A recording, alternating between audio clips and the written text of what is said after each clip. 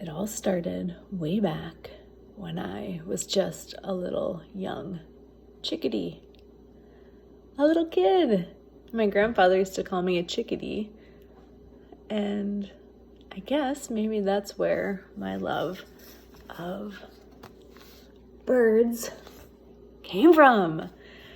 When I used to visit my grandparents at their house, they had in their dining room a big bay window with a rocking chair at one corner. It looked out onto their front yard, and in the front yard they had a bird feeder, and my grandmother would only ever put in black sunflower seed bird seeds, because she said she didn't want the riffraff birds coming around. And my grandfather, they really only wanted to see cardinals. That was their favorite bird. And they had at least one set of male and female cardinals that used to fly and visit them, or visit the bird feeder, multiple times a day, which is really pretty cool. And when I think about cardinals, I always think about my grandparents. They're no longer living, my grandparents. Cardinals are still around. But from a very young age, I started to make observations about birds. Anytime I was outside, I would be looking for birds, listening to birds, and I still do it to this day. I remember in the town that I grew up in, there were a lot of woods, and I was outside all the time as a kid. And one day, as like a 20-something-year-old, I was at my parents' house and I was out for a walk, and I heard a bird song that I had never heard before. And it literally made me stop. I was right on my street, and look around and see if I could find where the sound was coming from. And I waited for it to call again, and then I spotted it, you guys.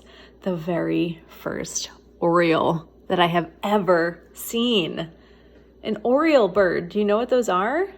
Maybe if you are into baseball, you know the Oriole team out of Baltimore, and they're this beautiful bright orange bird. Well, the male gets all the color. That's another story. Anyway, I guess it's for females' protection. But yeah, so in order to identify the bird, my grandmother gave me this book, a field guide to birds east of the Rockies. Now that's important because where we live is east of the Rocky Mountains. You know, John Denver, Rocky Mountains, listen to that song. But this is so I could identify birds in my neighborhood or wherever I was. And you can see I've got a few pages flagged here of birds that I have spotted along the way. This one, wild turkeys. Sometimes I think you see those in Somerville, but where I used to live, they were everywhere. Wild turkeys, woodpeckers. What's on this page? Oh, the chickadee, little chickadee. Blue finches. I thought I used to write the date of when I saw these birds on here, but I guess I don't. But this is how you used to have to look up birds in a book, because we didn't have the internet to do that on. This book is cool. For each bird, it shows you, just like with the gardens, where the birds are found. You can see some birds have like a really wide area that they live in, and some not so much, right? Just depends on the species of birds, where they're gonna live, where they migrate to in colder climates, if they migrate.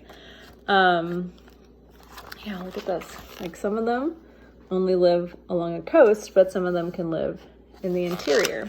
So when I was out on my walk this morning, I saw this black bird, and it spread its wings, and it had this huge, on both shoulders, bright orange patch. And I've never seen that bird before, and I've definitely never seen it out here in Maynard. And what do you think I did? I watched it, I made a video of it, and I tried to take a picture, but it was really too far away. But I observed its identifying features. It was black. It was about the size of a robin, which is a really common bird around here. Has the bright orange chest, and it had the orange shoulders. So when I got home, I did some research and I wanted to find out what type of bird it was. And I found out, and I'm going to leave it up to you. I'm going to share some pictures and some slides for you to figure that out. But it's something that your weekly science assignment, your backyard science assignment, is all about.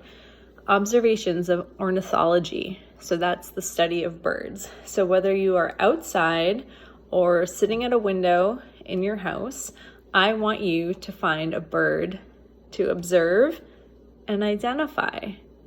In the slides, you're going to find a link to a website that's going to help you to identify the type of bird, where it lives, what it eats, its relative size. It's really easy to use. I'm really looking forward to finding out what you are observing in terms of birds from your neck of the woods or your area of the city, because you're in Somerville.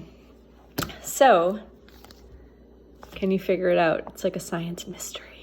Oh my God, a science mystery all about birds. Okay? So I'm going to post an example. I want you to follow the directions on the slides. You can figure it out. And then you can come up with one or maybe even two birds that you identify. If you get really into it, maybe even 3 different types of bird species that you identify. Maybe someone in your home is really into this too. If you go to a beach, seagulls. There's actually so many different species of seagulls. This is one that we really see a lot. So yeah, you guys, what do you observe out there through your windows, out for a walk, find some birds, tell me about them, tell each other about them. I can't wait to learn. Bye.